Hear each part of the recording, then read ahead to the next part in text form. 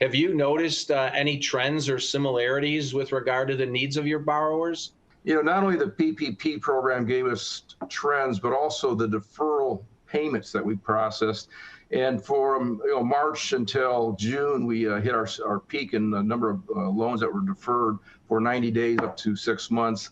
And there are certain sectors, both from the PPP application and deferred payment, that have indicated greater stress going into this recession. One would be the hotel industry, obviously restaurants. We had a high number of health services industries that applied for payment deferral, which was a surprise to me. I really wasn't on top of the healthcare industry as well, that they were limiting services in the hospitals and outpatient elective procedures. And so a lot of the doctors, dental offices, et cetera, were struggling, but they have bounced back quickly, and now they're working extra time to catch up. So that was an industry that surprised me at first. But the other industries, manufacturing's come back really well in our marketplace. But still, the restaurants, hotels, and the service retail side is still struggling a little bit. But the ingenuity of our customers amazes me, and they're finding ways to get through this.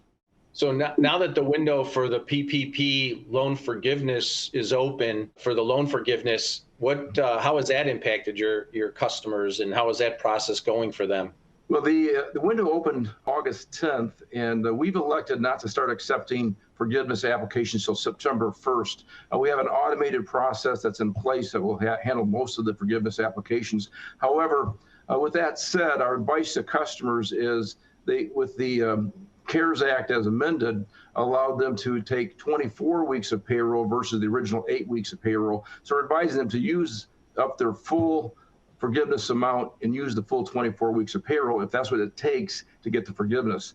The other side is there's three pieces of legislation or bills in Congress that could modify the forgiveness process, including forgiving all loans under $150,000, which is about 80% of our total loans that we made, by the way. And if they do that and simplify the process, why go through the headaches now of the very exhaustive 11-page application to seek forgiveness? So most of our customers are willing to hold off for a while, although with that said, we are taking applications starting September 1st. Sure. That's great.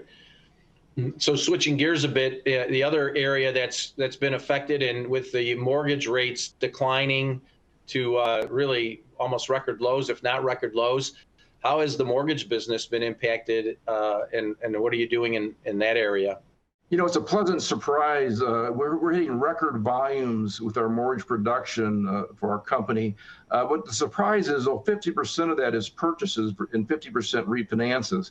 Where a year ago we had 70% purchases and 30% refinances. I would have expected a higher refinance, which is telling me that the purchase transactions, buying homes, is very strong today. So people are I think, showing a lot of confidence in their ability to continue their income streams to purchase homes.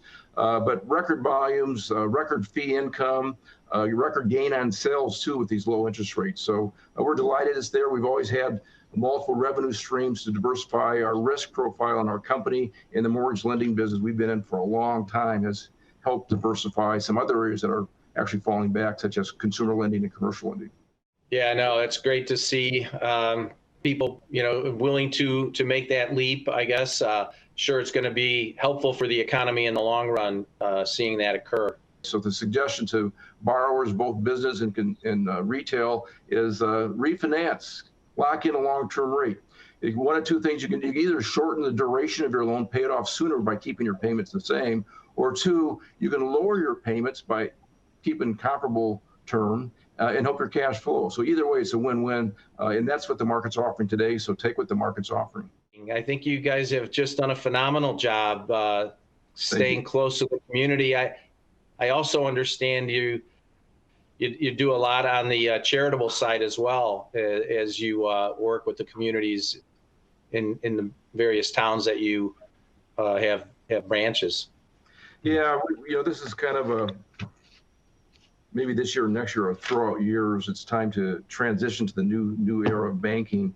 And so it's not all about the bottom line. It's about supporting the community. So we've actually increased our contributions to not-for-profit, especially those with that are focused on COVID-19 issues, housing, unemployment, food banks, the utility payments as a whole. We've given money to hospitals as well. They're doing a great job here locally. So it's not the time to pull back that dollar.